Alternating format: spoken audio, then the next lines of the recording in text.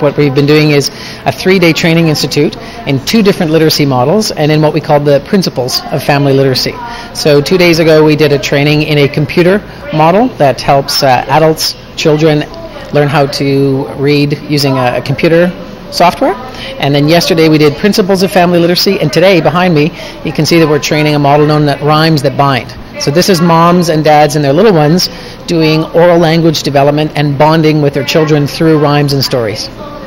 So who are some of the people that are attending the workshop today? Sure. So we have representatives from this district, Belize City, and also from Cayo District. We have folks from Sacred Heart Junior College. We have folks from the Ministry of Education Literacy Unit, from the Early Childhood Unit. We have folks from Youth for the Future who are here. We also have representatives from Peace Corps. And we also have representatives from the library system. One in particular is the Port Loyola Library. And we also have in the room partners from Rotary International. We're partnered with the Belize Sunrise Club here in Belize City and a number of Rotary clubs across the country. So the whole idea is that literacy is everybody's business. And if we can help families and little ones learn to read before school, help the people at school age, and then also help those adults that might have fallen through the cracks increase their literacy rates, then they can increase their economic potential and direct their own futures.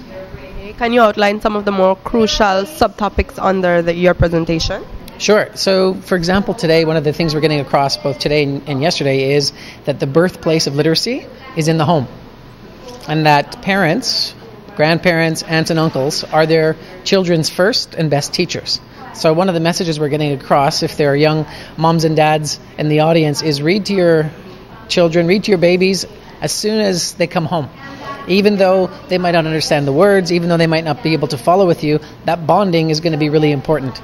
This group of people will be able to go to different parts of the country and run a program called Rhymes That Bind in various parts of Belize.